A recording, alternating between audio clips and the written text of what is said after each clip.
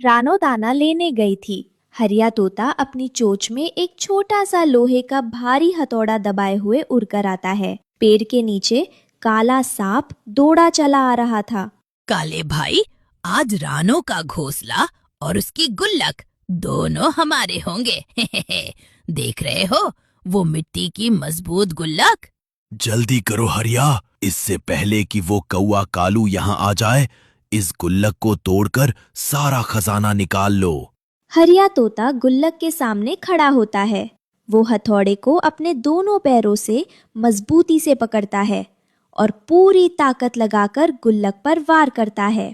अरे, ये गुल्लक है या पत्थर? मेरा हथौड़ा उछलकर वापस आ रहा है, पर इसमें एक दरार तक नहीं पड़ी। हरिया फिर से 3-4 बार जोर जोर से हथौड़ा मारता है। गुल्लक हिलती है पर टूटती नहीं। रुक जाओ बेवकूफ, आवाज सुनकर कालू कौवा यहाँ आता ही होगा। अगर ये टूट नहीं रही तो इसे यहीं से गायब कर देते हैं। हरिया नीचे से एक लकड़ी का छोटा सा ठेला खींचकर लाता है जो उसने लकड़ियों से बनाया है। वे दोनों मिलकर भारी गुल्लक को ठेले पर रखते हैं। सही कहा काले भाई, इसे तोड़ना नामुमकिन है।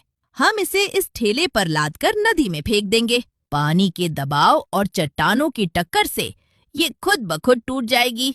हरिया और काला सांप मिलकर उस ठेले को धक्का देते हुए जंगल के पथरीले रास्ते से नदी की तरफ ले जाते हैं। अब ना रहेगी गुल्लक, ना बनेगा रानो का घर। इसे नदी की गहराई में फेंक दो। पत्थर से टकराकर ये अपने आप टूट जाएगी और सारा खजाना पानी में बिखर जाएगा। 1, 2 और 3। पानी की लहरें रानो के सपने को अपने साथ बहा ले गईं। लेकिन क्या पानी की गहराई रानो की मेहनत को डुबो पाएगी? या कालू कौवा ढूंढ निकालेगा कोई नया रास्ता?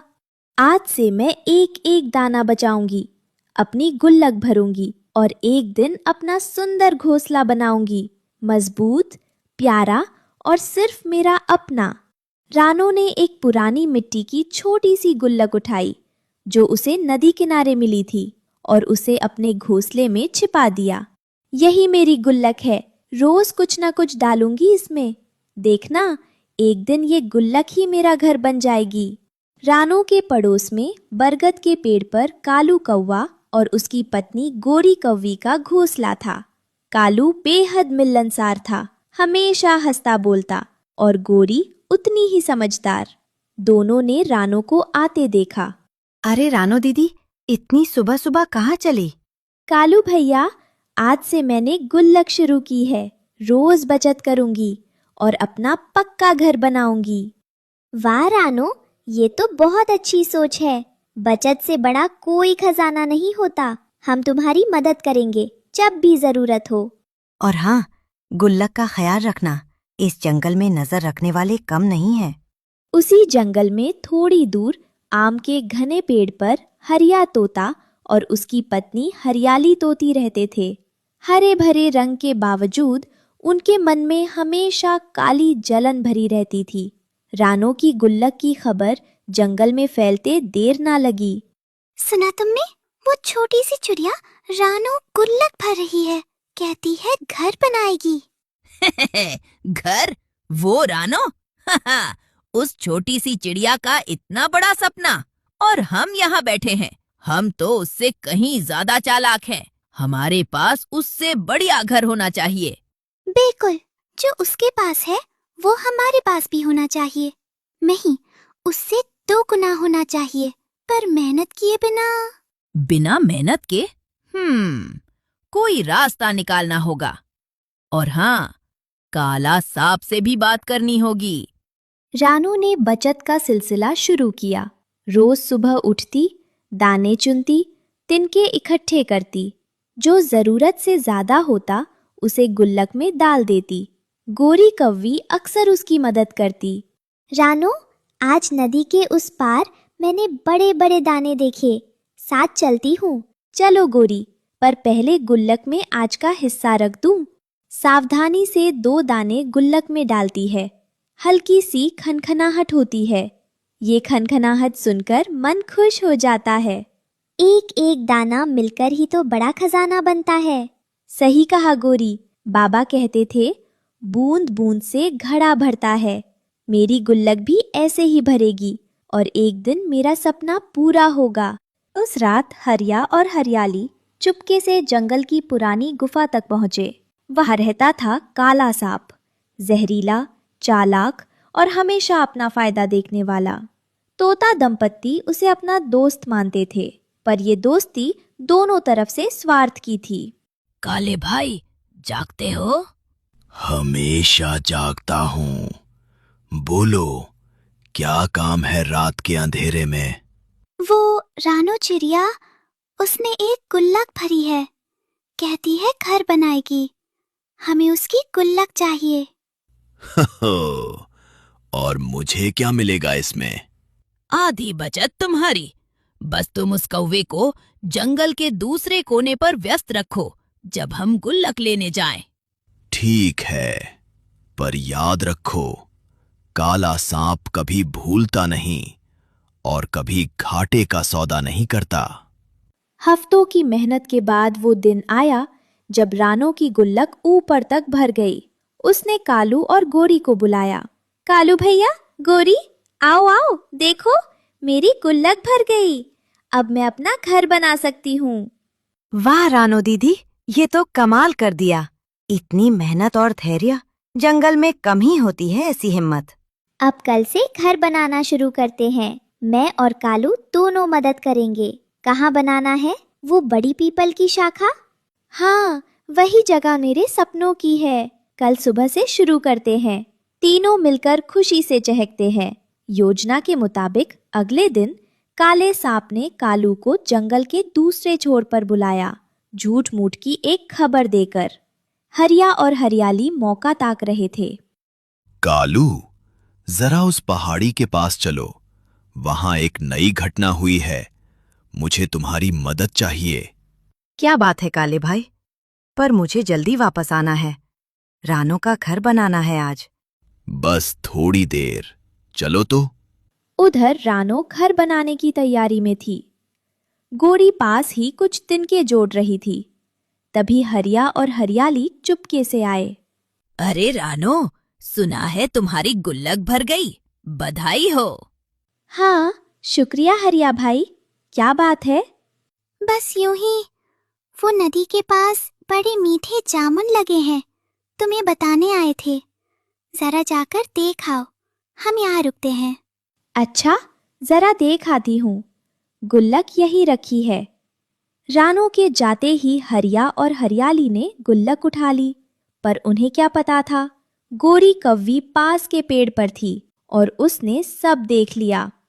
मिल गई, जल्दी चलो। रुको, ये क्या कर रहे हो तुम दोनों? वो रानो की गुल्लक है, रखो उसे वापस। पर तोते तेजी से उड़ जाते हैं। पकड़ के दिखाओ कव्वी। कालू को ढूंढना होगा और रानो को बताना होगा। रानो जब नली किनारे से खाली हाथ वापस लौटी, वहां जामुन थे ही नहीं। वापस आई तो उसने देखा उसकी गुल्लक गायब थी। गोरी दौड़ती आई। रानो, रानो, हरिया और हरियाली तोतों ने तुम्हारी गुल्लक चुरा ली। मैंने देखा पर वो भाग गए। क्या? मेरी गुल्लक? मेरी सारी मेहनत, हफ्तों की बचत, सब चला गया। रानो, हिम्मत रखो। कालू को बताती हूँ। हम मिलकर हल निकालेंगे। गोरी ने कालू को सब बताया। कालू को बात समझते देर ना लगी। सांप ने उसे जानबूझकर दूर भेजा था। उसकी आंखों में आग आ गई। तो काले सांप ने मुझे बेवकूफ बनाया और उन लालची तोतों ने रानो के साथ ये धोखा किया। ये नहीं चलेगा। पर कालू, सीधे लड़ाई से काम नहीं होगा। तोते और सांप मिलकर खतरनाक है। कोई चतुराई की बात सोचनी होगी। ठीक है, मुझे पता है हरिया और हरियाली की कमजोरी क्या है। लालच। और काले सांप की खुद का स्वार्थ। हम इन्हीं से इन्हें फंसाएंगे। रानो, एक काम करो, तुम कल जंगल में ये खबर फैला दो कि तुम्हारे पास एक और गुल्लक है और इस बार उसमें पहले से दुगना है। पर ये सच नहीं है कालू भैया। सच नहीं है, पर ये जाल है। लालच खुद उन्हें खींच लाएगा। बाकी का काम मैं देखूंगा। अगले दिन उधर हरिया और हरियाली के बीच चोरी की गुल्लक को लेकर झगड़ा शुरू हो गया था। इस गुल्लक का आधा हिस्सा मेरा है, तुम अकेले मत खर्च करना। आधा? तुमने क्या किया था? मैं आगे गया था, जोखिम उठाया था, इसलिए 2/3 मेरा है। ये योजना मेरी थी, बिना मेरे तुम कुछ नहीं कर सकते थे। तभी वहां एक दूसरा पंछी आया और फुसफुसाया, अरे सुना, रानो की दूसरी गुल्लक तो पहली से दुगनी भरी है। वो उसे आज शाम पीपल के पास छुपाएगी। दूसरी गुल्लक? दुगनी? हरियाली, ये झगड़ा बाद में, पहले वहां चलते हैं। हाँ, जल्दी करो। दोनों उड़ जाते हैं। कालू की योजना के मुताबिक पीपल के पेड़ के नीचे एक ढकी हुई टोकरी रखी गई थी, जिसमें थे बस पत्थर। हरिया और हरियाली जैसे ही वहां पहुंचे और टोकरी खींचने लगे, कालू, गोरी और रानो ऊपर से प्रकट हुए। बस रुको वहीं। तोते घबराकर पीछे हटते हैं। हम तो बस यहाँ से गुजर रहे थे। हरिया भाई, हरियाली, तुमने मेरी सारी मेहनत चुरा ली, हफ्तों की बचत एक पल में। क्यों? हमें लगा तुम्हारे पास ज्यादा है और हमारे पास कम। तुम्हारे पास कम था क्योंकि तुमने कभी मेहनत नहीं की। रानो के पास था क्योंकि उसने हर दिन बूंद बूंद जोड़ा। लालच से किसी का घर नहीं भरता, सिर्फ खाली होता है। तभी रात होते होते रेंगते हुए काला सांप प्रकट हुआ। उसे लग रहा था जब सब लड़ेंगे तो वो गुल्लक उड़ा लेगा, पर यहाँ तो पासा पलट चुका था। अरे, यहाँ तो सब इकट्ठे हैं, तो गुल्लक कहाँ है? टोकरी में पत्थर है काले सांप, और तुम्हारी असलियत अब सबके सामने है। तुमने मुझे झूठी खबर से दूर भेजा ताकि ये लालची तोते चोरी कर सके। और तुमने हमसे आधी गुल्लक मांगी थी। तुम दोस्त नहीं, धोखेबाज हो। ठीक है, मैंने गलत किया। मैं हमेशा अपना फायदा देखता आया हूं, पर काले सांप, तुम गलत राह पर थे, पर देर नहीं हुई। अगर सच में बदलना चाहते हो, जंगल में सबकी इज्जत मिलेगी। अगली सुबह हरिया और हरियाली ने चोरी की हुई गुल्लक वापस कर दी। उनके पर झुके थे, आंखें शर्म से नीची थीं। रानो, ये लो तुम्हारी गुल्लक।